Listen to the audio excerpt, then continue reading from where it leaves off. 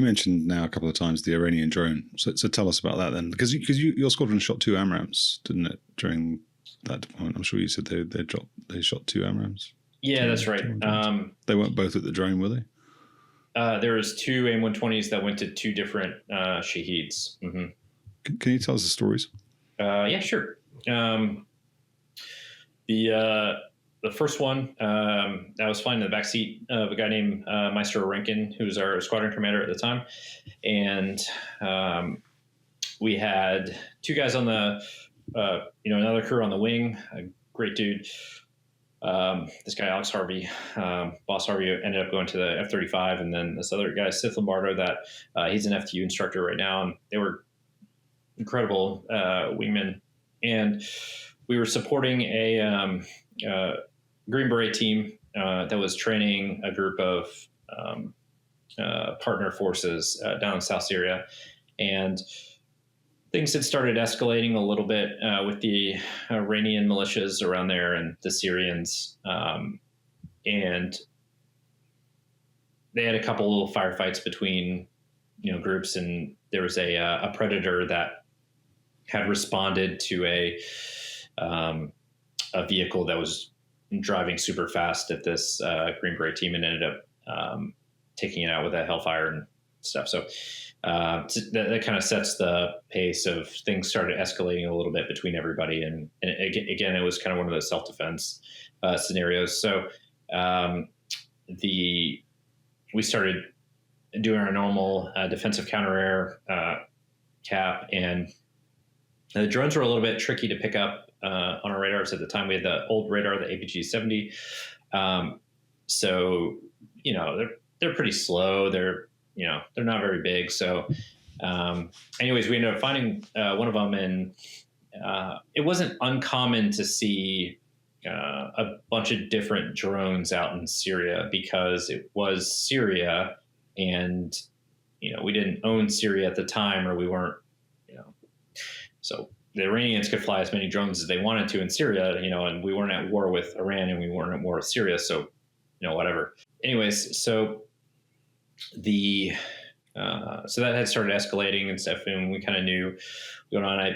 We had picked up a Shaheed 129 that's roughly about the size of a Predator, and it had 2 of the what's basically like a Iranian version of a Hellfire on the wings, and we saw that in the pod. And so I thought, well, I think, this could start to escalate a little bit more, and I wouldn't be surprised if the Iranians came over and wanted to shoot at, at least close to the Americans or at our partner forces or something like that, based on what had just happened, kind of a tit for tat sort of thing.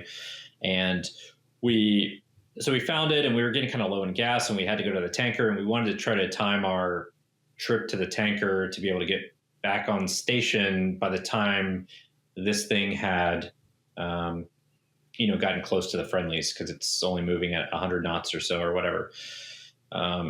So we go to the tanker, come back, and I'm talking to the JTAC, and the JTAC says, hey, I think this dude just shot at us. And we're like, oh, all right, well, we'll shoot him down. And so we told the KAC that, and the KAC said, or Taxi 2 said, nope, don't shoot him down. We're going to do some non-kinetic effects. And, I rolled my eyes, and we had a conversation between the both of us, and I was like, let's just shoot it down. And so he's like, no. Just see if this non-kinetic effects, see if they work or whatever. And so 2 Russian flankers had appeared on station right behind us. So they were about 6,000 feet in trail and locking us up.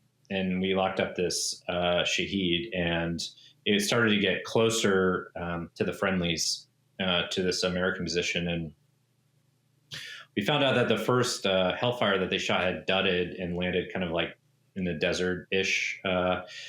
So it was worthy to be a hostile act, but thankfully it hadn't killed anybody. So the rules, kind of the hostile act, hostile intent, kind of allowed us to deem that Iranian drone is hostile, therefore we could shoot it down, which was the preferred course of action, at least that I preferred. And we uncaged the AIM-9, which we had these shitty AIM-9 mics on the jet, and then uncaged it, and the Seeker didn't do shit. So we ended up winning, going to the AIM-120, and the KAC said, hey, we're still working non-kinetics or whatever. It didn't appear to be doing anything. It still ended up being tracking straight towards the friendlies. And I was like, listen, like, the KAC, they don't know what's going on right now. AWACS doesn't know what's going on right now.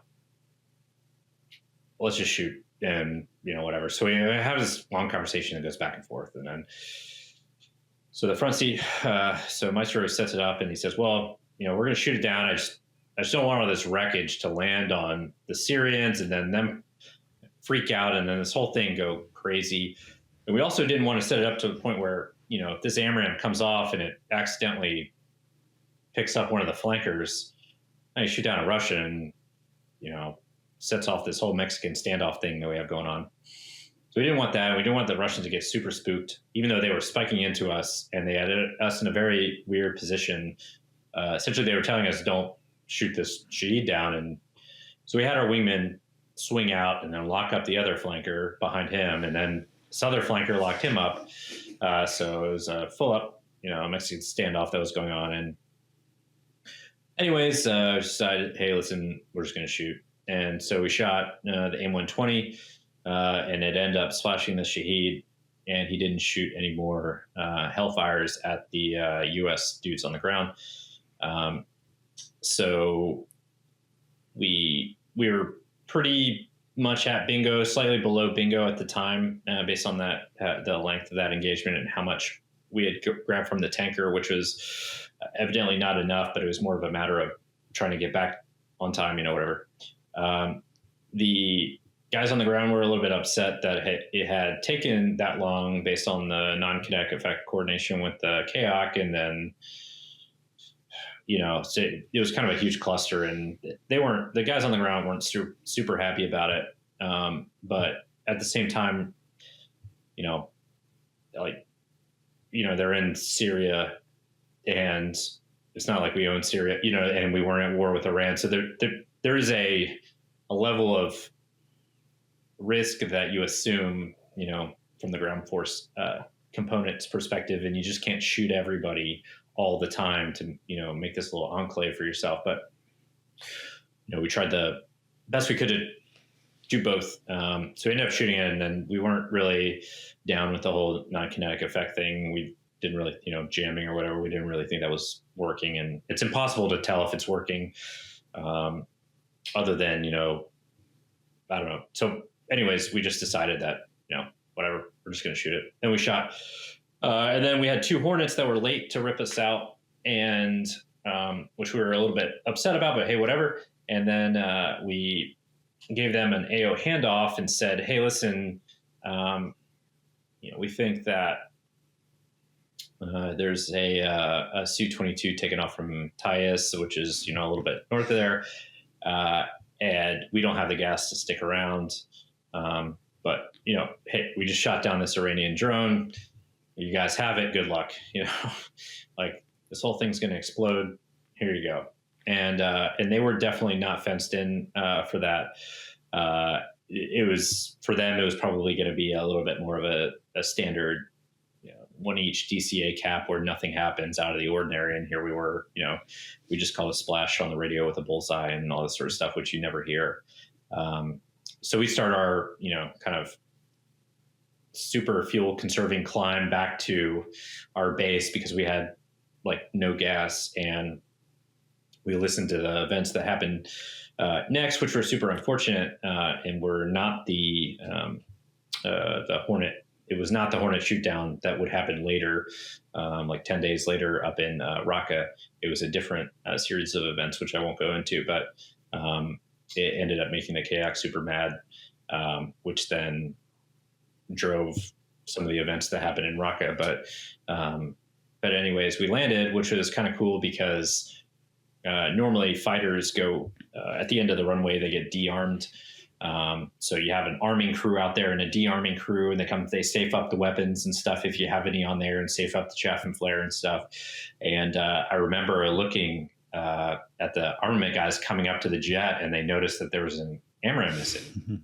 And you could tell that the way they looked at me and looked at Maestro, they were like, did it fall off? You know, did we just lose one in the desert? Was it our fault? You know, did we not, like, you know, whatever. And so we gave them a thumbs up. Like, it was, you know, everything was like it should be. And then they were super happy. And then we shut down the jet and got out, and all the maintainers could not have been happier that a live AMRAAM had come off the jet.